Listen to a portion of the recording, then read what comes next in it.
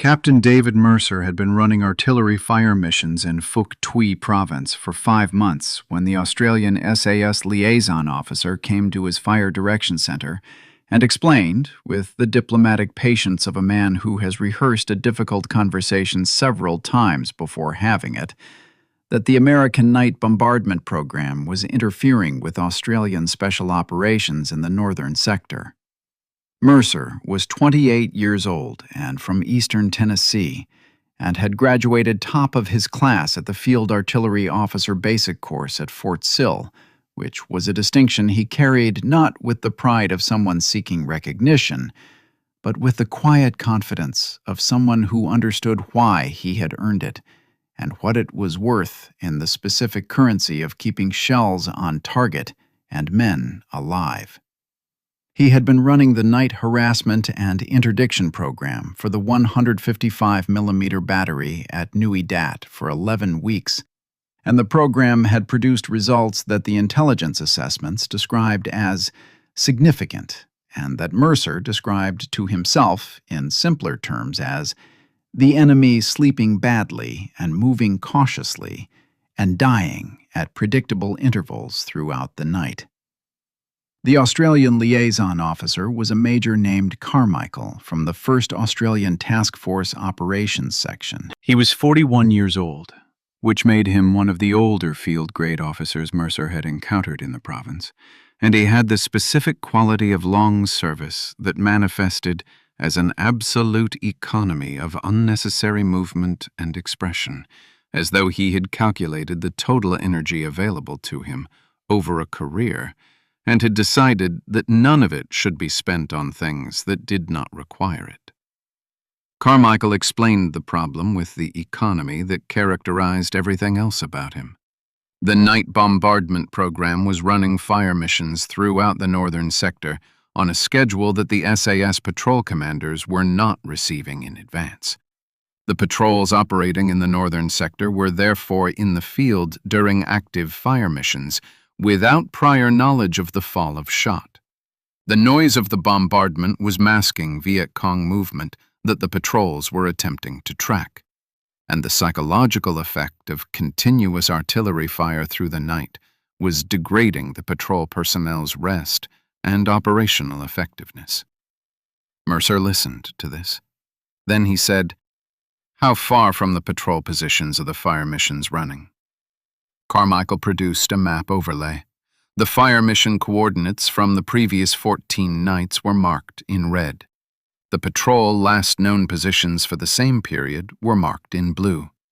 The closest red mark to a blue mark was approximately 800 meters.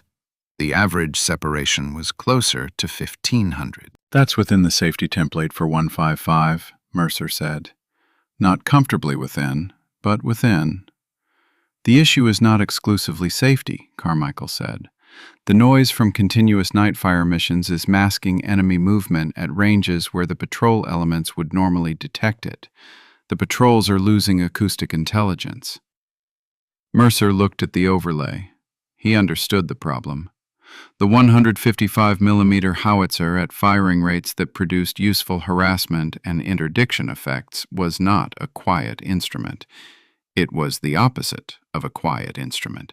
It was an instrument whose entire operational purpose was to be heard by the enemy and to produce in the enemy the specific reaction of not being where the rounds were landing. That purpose required noise that carried for kilometers in the specific acoustic environment of Phuc Tuy's jungle terrain. The same noise that kept the enemy awake and moving also kept the SAS patrol personnel awake and masked the sounds they were listening for. "The patrol commanders want the program modified?" Mercer asked. Carmichael's expression did not change. "The patrol commanders would prefer the program to be coordinated with patrol schedules, so that fire missions in the northern sector avoid the hours when patrol elements are in listening positions." Mercer looked at the program schedule. The night bombardment ran from 2200 to 0400, 7 days a week, on a randomized schedule within that window that was designed to prevent the enemy from predicting the intervals and moving during the gaps. The randomization was the program's operational core. Remove the randomization, and the enemy would identify the pattern within 4 days, and the program's effectiveness would drop to near zero. If I coordinate with patrol schedules, I lose the randomization, Mercer said. Yes. If I lose the randomization, the program stops working. The patrol commanders understand that. Do they understand what the program produces when it works? Carmichael was quiet for a moment, in the way of a man receiving a question that he has anticipated and has a prepared answer for that he is deciding whether to deliver as prepared or to modify based on the specific texture of the conversation so far. They're aware of the harassment and interdiction assessments. Are they aware that the D445 battalion has reduced its nighttime logistics movement in the northern sector by an estimated 60% since the program started? That 3 command elements have been destroyed by night fire missions in the last 6 weeks? That the enemy is now moving its primary logistics activity to the southern sector, away from the program coverage, which means the SAS patrols in the northern sector are now operating against a degraded enemy presence because the program has pushed the main effort somewhere else? Carmichael absorbed this. The intelligence picture shows. The intelligence picture shows what I just described, Mercer said. I've been reading the same assessments you have. The northern sector enemy activity is down 40% overall since the program started. The SAS patrols are finding less because there's less to find. Not because the patrol methodology is failing, because the bombardment program has changed the operational environment they're patrolling in. This was the part of the conversation that Carmichael had not prepared for. His expression, which had maintained its economy of display through the opening exchanges, shifted slightly in the way of someone recalibrating. You're saying the program is responsible for the reduced patrol contact rates.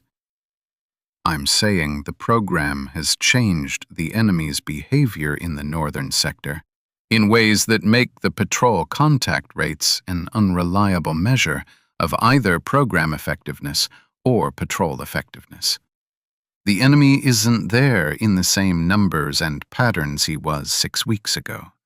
The SAS is finding less because the artillery has already found him and sent him somewhere else. Carmichael looked at the map overlay for a long moment. Outside the Fire Direction Center, Nui Dat was at its midday operational tempo. The sounds of a base that was always in some phase of preparation, execution, or recovery. To the north, the long green sat in the specific midday quiet of a jungle that had been receiving artillery harassment every night for 11 weeks, and had adjusted its operational patterns accordingly. The patrol commanders are not aware of this analysis, Carmichael said. No, the program assessment goes to the Task Force Intelligence Section and to MACV. It doesn't go to the patrol commanders as a matter of routine. That's a coordination gap. Yes, sir. It's also the gap between what the patrols are observing, which is less enemy activity, and what's actually happening, which is that the enemy activity has been displaced rather than eliminated. The patrols are reading the displacement as quiet. It's not quiet. It's relocated. Carmichael sat down on the chair across from Mercer's planning table with the deliberate movement of someone who has decided that this conversation requires a different posture than the one he arrived with. He looked at the program schedule, then at the patrol overlay, then at Mercer. If the enemy activity has relocated to the southern sector, the SAS patrols in the northern sector are producing accurate intelligence about the northern sector that no longer reflects the main enemy effort. Correct. The intelligence picture is accurate and misdirected simultaneously. Correct. Carmichael was quiet for a moment. This was a different kind of quiet than his opening diplomatic quiet. It was the quiet of genuine recalibration, of a man who had arrived to resolve a coordination problem and had found something larger underneath it. "What do you need from the task force to close the coordination gap?" he asked. Mercer had thought about this. He had been thinking about it since the patrol contact rate data had started showing the pattern that the displacement hypothesis explained. He had not raised it through formal channels because raising it formally required him to propose a modification to his own program's assessment methodology, and that required sign-off at a level above his direct command authority, and the sign-off process would take longer than the operational situation waited for. "Two things," Mercer said.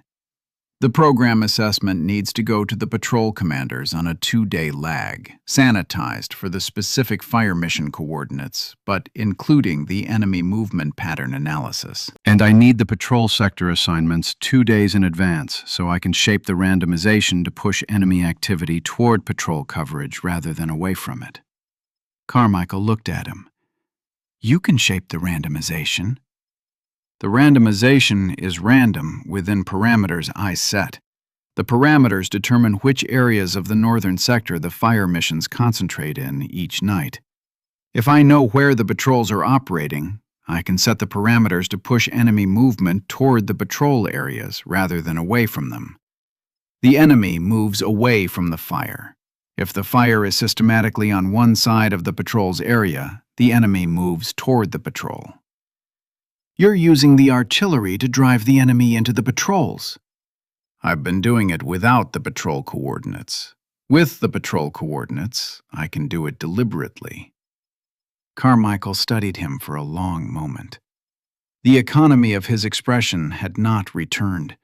Something had replaced it that was more engaged than what he had arrived with. The expression of a man encountering an operational concept that he had not previously considered, and that was reorganizing the way he understood the relationship between two programs he had thought of as parallel but separate. "The patrol commanders think the artillery is a noise problem," Carmichael said. "The artillery is a noise problem for the patrols if the coordination is wrong. With correct coordination, it's a driver that channels the enemy into the patrol's detection range. They've been thinking about it as interference. It's interference without coordination. It's a force multiplier with coordination." Mercer paused. "The same rounds, the same schedule, the same noise. Different outcome depending on whether the program knows where the patrols are." Carmichael stood. He stood with the deliberate economy that characterized all his movements, but there was something different in the way he did it, a quality of having made a decision that clarified the subsequent action. "I'll take this to Hallett. The 2-day advance patrol schedule is within his authority to provide. The assessment dissemination to patrol commanders requires his sign-off." "How long?" 48 hours, possibly less." Carmichael picked up his map overlay. "Captain Mercer, the patrol commanders who came to me with the noise complaint, they weren't wrong that the artillery was affecting their operations." "No, sir. They were accurately describing the effect of an uncoordinated program. The coordination is the solution, not the program modification." Carmichael nodded once. "I'll tell them that." He left. Mercer went back to his planning table and the night program schedule for the following week. He looked at the northern sector grid and the randomization parameters he had been running for 11 weeks, and began thinking about what the parameters would look like if he had the patrol coordinates 48 hours in advance. The calculation was not complicated. The enemy's movement patterns in the northern sector were well documented by now, 3 months of program data showing the consistent behavioral responses to fire mission placement. The enemy moved away from concentrations, predictably, in directions determined by terrain and the available route network.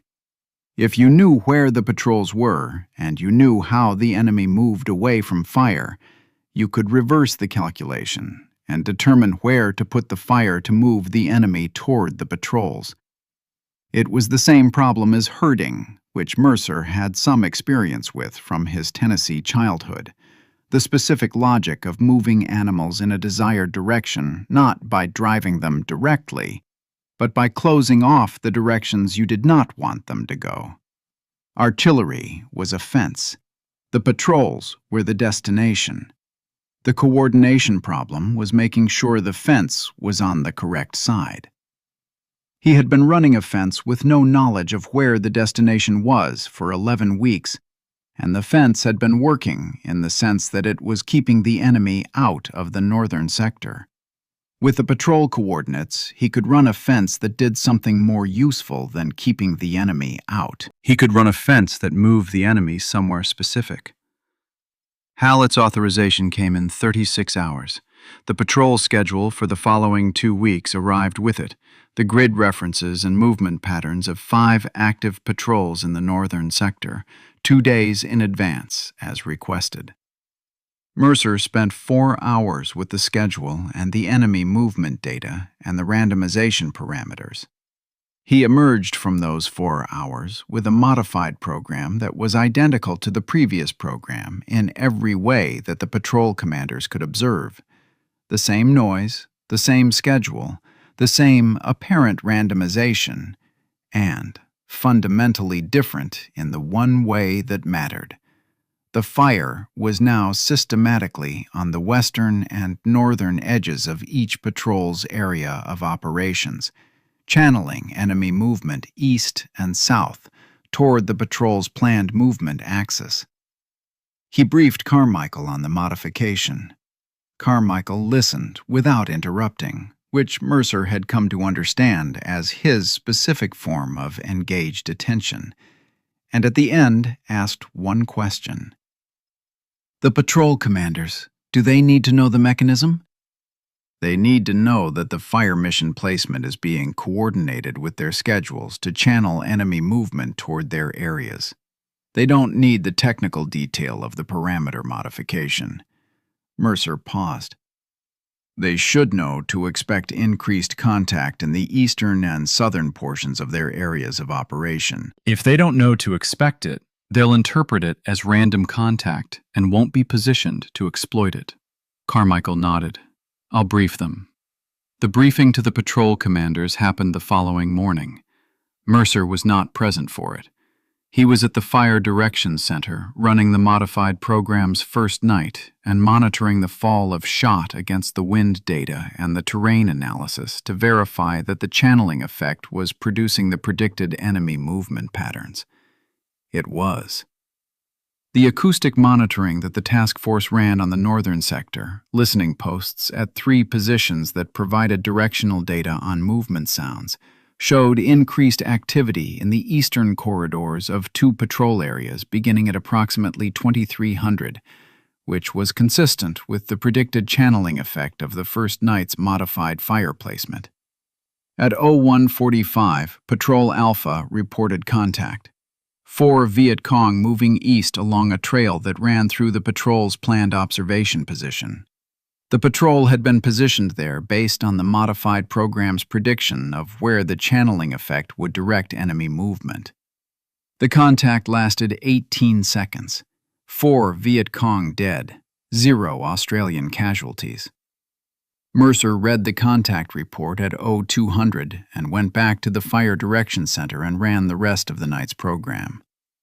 In the morning, Tran appeared at the Fire Direction Center. Mercer had not met Tran before and knew him only from the patrol reports, which described a patrol commander with a specific quality of operational thoroughness that produced after-action accounts that were more analytically useful than most. Tran looked at the program schedule and the targeting overlay and the enemy movement data that Mercer had been accumulating for 11 weeks. He looked at it the way Mercer had observed the best Australian officers look at things, completely, without hurry, without the selective attention that people applied to information they expected to confirm what they already believed. "The contact last night," Tran said. "We were in the right position." "Yes."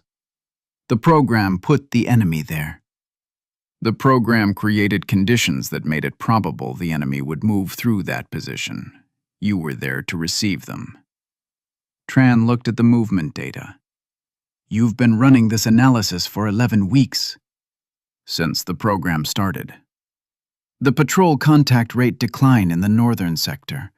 We interpreted it as reduced enemy presence." "The enemy presence reduced in the northern sector. The enemy relocated to the southern sector. The northern sector became quieter because the program was working, not because the enemy had been eliminated." Tran was quiet for a moment. He was looking at the enemy movement data with the expression of someone reading a document that changes the meaning of things they had previously read and understood differently. "The patrols in the northern sector for the last 6 weeks. We thought we were patrolling a quiet area. We were actually patrolling the area the artillery had cleared." "Yes." "The intelligence picture we produced showed reduced enemy activity. That was accurate." "It was accurate and incomplete. It showed the northern sector accurately. It didn't account for the relocation to the south." Mercer paused. "The patrol intelligence and the program intelligence were both accurate. Neither was the complete picture without the other." Tran looked at him. "And with both?" "With both, you have the displacement pattern, where the enemy was, where he went, how he moves in response to fire. That pattern is the targeting intelligence for the next phase. You know where the enemy is, and you know the mechanism that moved him there. You can use that mechanism deliberately." "Which is what you did last night." "First test. One night's data. We'll need more to verify the pattern is consistent." Tran looked at the targeting overlay again. He had the quality at that moment of someone who has been operating with an incomplete map and has just been shown a larger map that contains the territory the previous map had not included. The immediate response was not to abandon the old map, but to understand how it fit into the larger one. "The noise complaint," Tran said. "Carmichael brought it to you." "Yes." "The patrol commanders thought the artillery was interfering with their operations." "It was interfering. The coordination gap made it interference rather than support." Mercer looked at the schedule. "The same program, coordinated correctly, produced a contact last night that the patrol had not produced in the previous 3 weeks of operating in that area." Tran was quiet for a moment. 3 weeks of patient observation in the northern sector produced accurate intelligence about an area the enemy had largely vacated. 1 night of coordinated fire produced a contact. Mercer said nothing. He had said what the situation required him to say. The conclusion Tran was articulating was correct, and Tran had arrived at it himself through the specific mechanism of reading the data honestly, which was not something Mercer could have produced by stating the conclusion directly.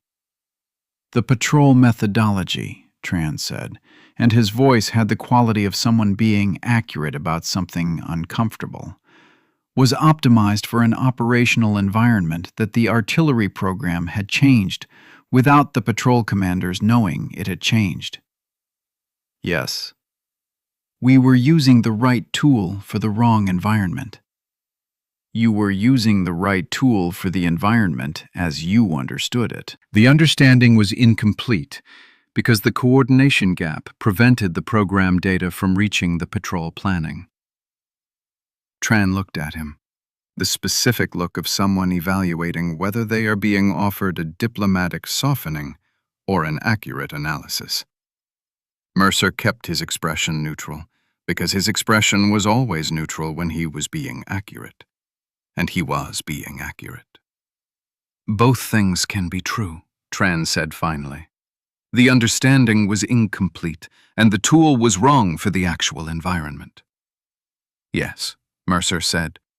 "Both things can be true." Tran nodded once.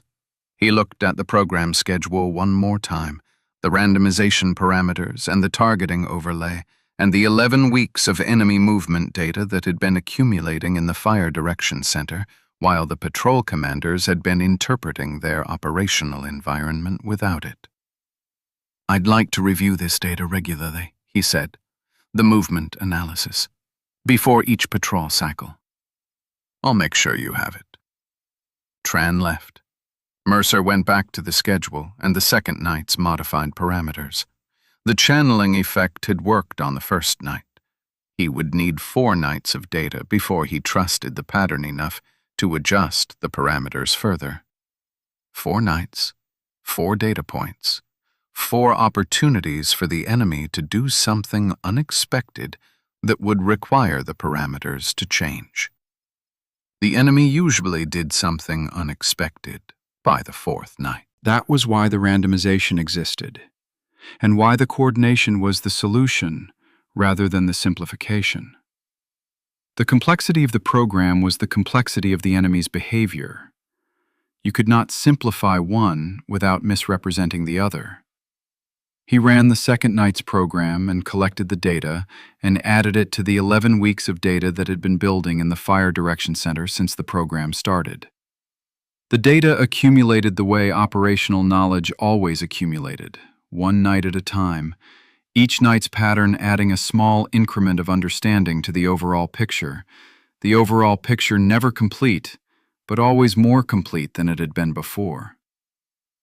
Outside, Nui Dat settled into its evening operational tempo. The guns would fire at 2200. The northern sector would hear them, and the enemy in the northern sector would move in the directions the program predicted, and some of those directions would lead toward the patrol positions that Mercer's parameters had been designed to channel them toward. Some of them would make contact, some would not. The ones that did not would provide data that refined the parameters for the following night. The program ran, the data accumulated. The picture became more complete. That was the work.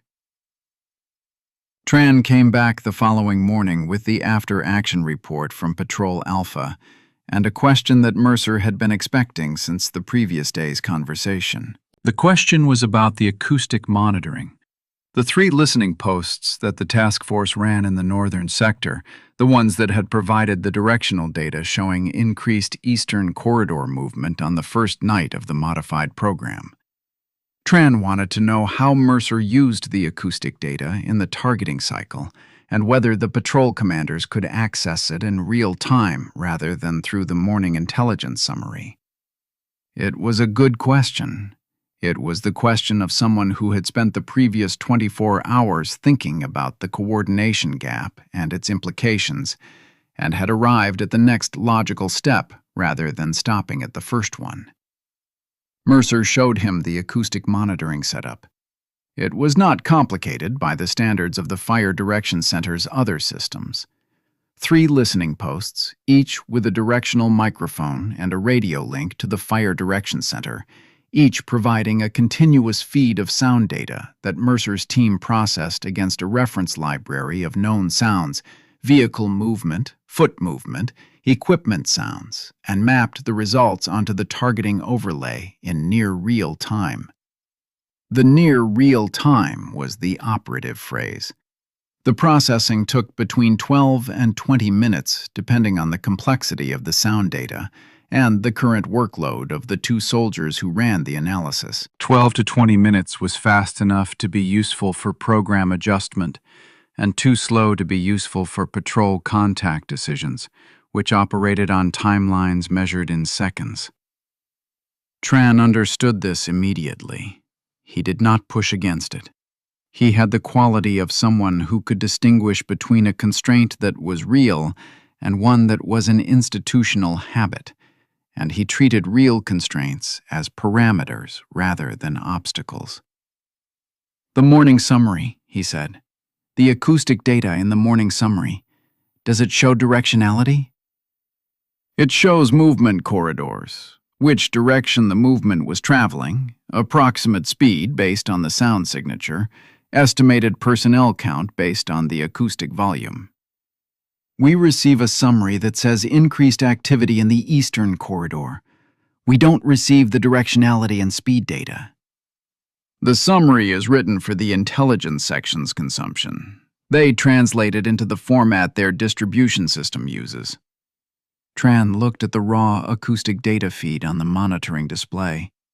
He looked at it the way he had looked at the enemy movement analysis the previous day, completely, without the selective attention that people applied to unfamiliar technical systems when they had not been trained on them, and were trying to extract the relevant parts without engaging with the whole. "I can read this," he said. It was not a question. Mercer looked at him, with about 30 minutes of instruction. "Show me." Mercer spent 35 minutes showing him. Tran asked 4 questions during the instruction, all of them precise, none of them requiring the same concept to be explained twice. At the end of the 35 minutes, he sat at the monitoring display and correctly interpreted 3 consecutive data segments without prompting. Mercer watched him do this. "You've worked with acoustic intelligence before." "In training, different equipment, same principles." Tran looked at the display. "The movement in the eastern corridor last night. The patrol we positioned there, Patrol Alpha. They were placed based on your prediction of where the channeling effect would direct enemy movement." "Yes." "The acoustic data confirmed the movement 30 minutes before the contact." "Yes." "If Patrol Alpha had access to the acoustic data in real time, they would have had 30 minutes of confirmation that the predicted movement was occurring before the contact." "Which would allow them to finalize their positioning and ensure they were ready for the contact rather than reacting to it." Tran was quiet for a moment. "Currently, they have no data feed during the patrol. They operate on the pre-patrol intelligence and their own observations." "Yes." "Adding the acoustic feed would require a radio link that the patrol's communication equipment doesn't currently support." And the patrol can't receive radio transmissions in a listening position without compromising their noise discipline. "There's a solution for the noise discipline problem," Mercer said. Tran looked at him. "Text transmission. Morse code or a simplified code system. The patrol carries a receiver that produces a physical signal rather than an audible one. A vibration indicator. We transmit a movement alert using a prearranged code. The patrol receives it without any audible output." Tran was quiet for a longer moment. "You've been thinking about this?" "Since the contact rate analysis showed the coordination gap. The acoustic feed is the missing link between the program and the patrols. If the patrols know what the program is driving toward them, they can be positioned to receive it. If they don't know, the positioning is based on the patrol commander's judgment and the pre-patrol intelligence, which is good but is working without the real-time data." "The vibration indicator. Does it exist?" "Not in the current issue equipment. It exists as a concept that a signals warrant officer with access to the right components could build in about 4 days.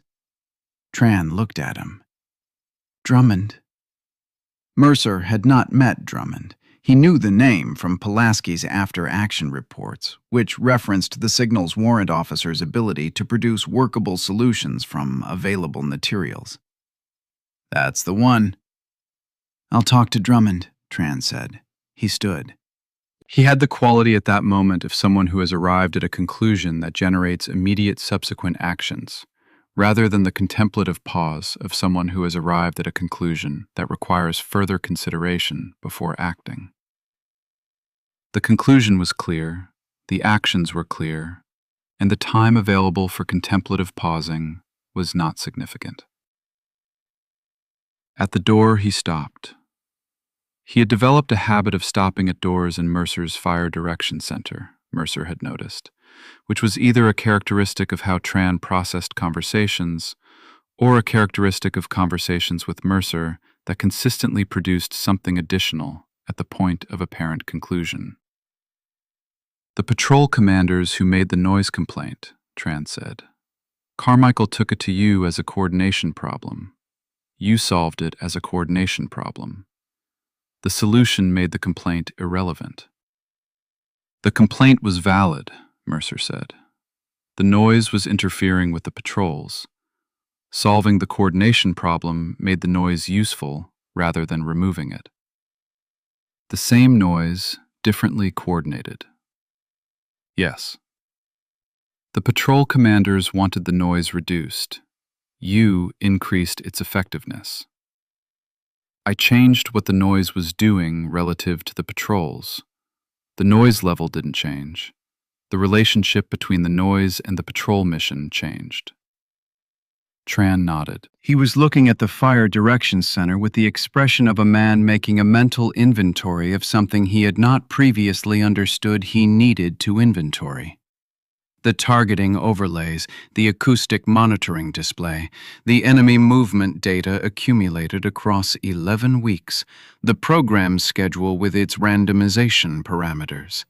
A system that had been running parallel to the patrol program without formal coordination, and that had been producing results that the patrol program had been misinterpreting as enemy absence rather than enemy displacement. How many other American program elements in the province are running systems like this without coordination with the task force? He asked.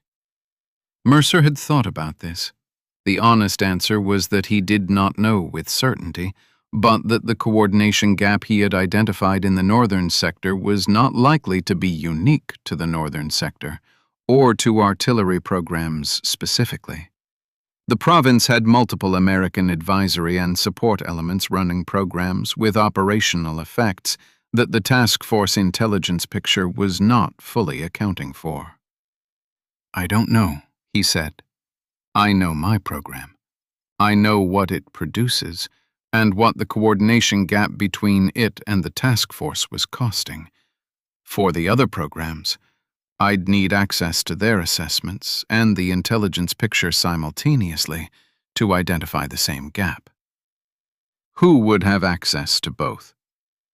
The MACV intelligence element at the province level. They receive reporting from all the American program elements and the task force intelligence simultaneously. If someone was looking for the pattern I found in the northern sector, that's where they'd find it. Tran looked at him for a moment. Would you be willing to brief the province MACV element on what you found in the northern sector? This was a different kind of question than the ones that had preceded it. Briefing the province MACV element meant stepping outside his specific program role and into a broader coordination function that was above his operational position in the formal structure. It was appropriate, arguably necessary, and would require authorization from his chain of command that he had not sought because the coordination gap had been visible to him from the Fire Direction Center, and the solution had been visible from the Fire Direction Center, and the solution had not required going above his level to implement. Expanding the solution to the province level required going above his level. I'd need my battalion commander's authorization, Mercer said. Would he give it? Mercer thought about Lieutenant Colonel Haskell, who had been commanding the artillery battalion for 4 months, and who had the specific quality of commanders who tracked their subordinates' work closely enough to understand its implications before the subordinates reported them. Haskell had read every program assessment Mercer had filed. He had asked one question about the displacement pattern 6 weeks ago, a question that suggested he had seen the same pattern Mercer had seen, and was waiting to see whether Mercer would arrive at the same conclusion. Yes, Mercer said. He'd give it. Then I'll speak with Hallett. A province-level coordination review of American Support Program integration with task force operations, using your northern sector analysis as the case study. Tran paused. It will take time to arrange. These things do. The vibration indicator will take less time. Talk to Drummond today, Mercer said. The province review can follow its own timeline. The patrols in the field next week should have the indicator, if it can be built. Tran left. Mercer went back to the program schedule and the second night's data and the parameters for the third night. The third night's parameters incorporated the second night's movement data, which had confirmed the channeling effect in 2 of the 3 predicted corridors, and had shown unexpected enemy movement in the 4th corridor that the previous analysis had not predicted. The unexpected movement was the most interesting data point. Unexpected movement indicated either an error in the analysis or a change in enemy behavior in response to the program modification. Distinguishing between those two possibilities required more data, which the third night would provide, and required maintaining the flexibility to modify the parameters if the data indicated that the behavior had changed. This was the permanent condition of running a program against an adaptive enemy. You built a model of the enemy's behavior. The model was accurate to a degree that depended on how much data you had and how recently the behavior had changed. You acted on the model. The enemy adapted to your action. The model became less accurate. You updated the model. The cycle continued indefinitely, each iteration producing a marginally better model and a marginally less predictable enemy. The patrol methodology operated on the same cycle. The patrols built a model of the enemy's movement patterns through observation. They acted on the model. The enemy adapted. The patrols updated the model. The difference between the patrol cycle and the program cycle was the timescale. The patrols operated on a cycle of days to weeks. The program operated on a cycle of hours to days. Combining them produced a cycle that used the program's speed to drive the enemy into predictable positions and the patrol's observational depth to understand why the enemy was moving the way it was moving and what the movement indicated about the enemy's broader operational logic. The combination was the thing. Neither alone was sufficient. Both together were more than the sum of their parts, in the specific mathematical sense that the combined output was not additive but multiplicative, each system amplifying the effectiveness of the other in ways that neither amplified independently. Mercer understood this. He had understood it for 6 weeks, since the contact rate analysis had shown him the displacement pattern. He had not had the formal language for it until the conversations with Tran had provided it, the specific vocabulary of combined arms integration at the intelligence level, rather than the fire support level, which was the integration doctrine he had been trained in, and which described the combination of fires and maneuver, rather than the combination of intelligence collection systems operating on different timescales. The doctrine he was developing in the Fire Direction Center was not in any manual he had studied at Fort Sill. It was something the specific operational context of Phuoc Tuy Province had produced through the interaction of the artillery program and the SAS patrol program across 11 weeks of parallel operation without coordination. The coordination gap had been the laboratory. Closing the gap was producing the doctrine. He wrote this down in the personal operational notebook that he had been maintaining since arriving in the province. Not the official program assessment. The personal notebook. The place where he wrote the things that the official assessment format could not contain. The observations and conclusions and provisional theories that were too uncertain or too personal, or too far from the conventional operational vocabulary to put in a document that would be read by people who had not been in the Fire Direction Center, watching the displacement pattern emerge from 11 weeks of movement data. The notebook was not classified. It was not widely distributed.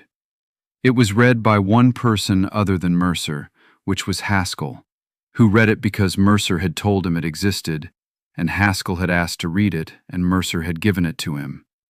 Without reservation, because Haskell was the kind of commander who used what his subordinates gave him accurately and attributed it correctly, rather than processing it into the institutional record in a form that served the institutional narrative rather than the operational truth. Haskell read the entry about the combined cycle and the multiplicative effect, and the doctrine that was developing in the Fire Direction Center without having been formally designed. He read it in the morning and returned the notebook at noon, with one written comment in the margin. The comment said, "Write this up properly. I'll ensure it reaches the right people." Mercer wrote it up that afternoon. It was 9 pages. He described the displacement pattern and the channeling effect and the acoustic monitoring integration and the vibration indicator concept that Drummond was building, and the province-level coordination review that Tran and Hallett were arranging. He described the combined cycle and the multiplicative effect in the specific language of operational analysis that Fort Sill had taught him, and that the 11 weeks in the Fire Direction Center had refined past what Fort Sill had taught. He submitted it to Haskell. Haskell sent it to the MACV province element with a cover note that Mercer did not read, but that Haskell described afterward as strongly worded in the direction of prompt attention. The MACV province element read the 9 pages in 48 hours and scheduled a coordination review for the following week. The review included representatives from every American support program element in the province: the artillery, the aviation element, the naval gunfire liaison team, the psychological operations unit, and the civil affairs element, and from the task force operations and intelligence sections. Mercer briefed the Northern Sector analysis as the case study. He briefed it with the precision and the honesty that Haskell had authorized by his strongly worded cover note, which meant he described both what the program had produced and what the coordination gap had cost, and what the combined approach had produced when the gap was closed. The room was quiet during the briefing, in the specific way that rooms are quiet when the people in them are processing information that reorganizes something they had understood differently before entering. After the briefing, the representative from the aviation element, a captain named Sorensen, who had been running visual reconnaissance missions in the province for 3 months, raised his hand. "The displacement pattern," Sorensen said. "The enemy activity that moved from the northern sector to the southern sector when the artillery program started. We've been seeing increased activity in the southern sector in our visual reconnaissance for 6 weeks. We interpreted it as a new enemy operational effort in the south." "It's the same effort that was in the north," Mercer said, "relocated." Sorensen was quiet for a moment. "We've been providing the intelligence picture for the southern sector that the task force has been using to plan patrol operations in the south. If the southern activity is a displacement rather than a new effort, the patrol planning for the southern sector is based on a misinterpretation of the source." Mercer looked at him. "Yes?" Sorensen looked at the task force intelligence representative. The task force intelligence representative was a major named Aldridge, who had been in the province for 2 months and who had the expression of a man whose intelligence picture had just acquired a significant and uncomfortable correction. "How long have the southern sector patrols been operating against displaced northern enemy?" Aldridge asked. 6 weeks, Mercer said, based on when the artillery program's effects on northern sector enemy movement became significant. The room processed this. 6 weeks of southern sector patrol planning based on an intelligence picture that described a new enemy operational effort that was actually the same enemy operational effort from the north responding to the artillery program in the north. 6 weeks of patrol conclusions that were accurate about enemy behavior in the south and did not account for why the enemy was in the south rather than the north. The why changed the analytical picture significantly. Enemy in the south because of a new operational initiative was one thing. Enemy in the south because artillery pressure in the north had pushed them there was another. The first implied a strategic decision. The second implied a reactive displacement that could be reversed if the artillery pressure was removed, and exploited further if the artillery pressure was coordinated with patrol operations in the south the same way it was now being coordinated in the north. Aldridge looked at Mercer. Can the northern sector channeling analysis be replicated for the southern sector? With the southern sector patrol coordinates and the aviation reconnaissance pattern data, yes. The aviation reconnaissance data substitutes for the acoustic monitoring in terrain where the listening posts don't have coverage. Sorensen was already writing something in his notebook. I can provide the reconnaissance pattern data going back 3 months. 3 months of displacement tracking, Aldridge said quietly, to himself rather than to the room. He was doing the mental arithmetic of what 3 months of displacement data would show about the enemy's operational response to the combined American program presence in the province, and the arithmetic was clearly producing a picture that was considerably more complete than the one he had been working with.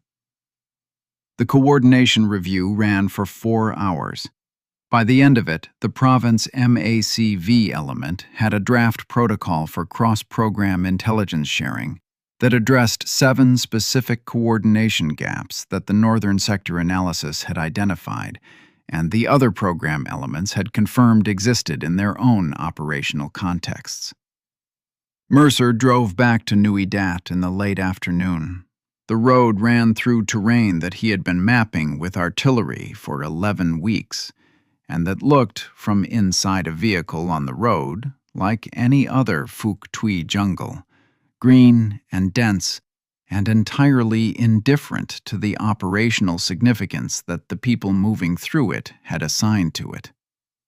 At Nui Dat, Tran was at the vehicle park talking to Drummond. The vibration indicator was on a workbench beside them, a small device that was recognizably derived from standard signals equipment, and recognizably not the standard signals equipment it had been derived from. Drummond had the satisfied expression of someone who has solved a problem with available materials and is not surprised by the solution because, in his experience, available materials were usually sufficient if you understood what you were trying to achieve and did not insist on achieving it the way the manual specified. Mercer looked at the device. It was smaller than he had expected and simpler than he had expected, which was consistent with his understanding of Drummond's approach to solutions. Does it work? Tested it this afternoon, Drummond said. Range of 400 meters with the transmitter we have, reliable at 300 in jungle conditions. Signal is distinct from ambient vibration at all tested frequencies. How many can you build? Drummond looked at his materials inventory. 6 in the next 4 days. More after resupply. Build 6, Mercer said. The first patrol to test them goes out in 5 days. He looked at Tran. Tran was looking at the vibration indicator with the expression he brought to things that reorganized his understanding. Complete attention without the selective focus of someone looking for the part that confirmed what they already thought. The coordination review, Tran said. How did it go? 6 additional coordination gaps identified across the province, Mercer said. The aviation element has been misinterpreting displaced enemy activity in the southern sector as new operational effort for 6 weeks.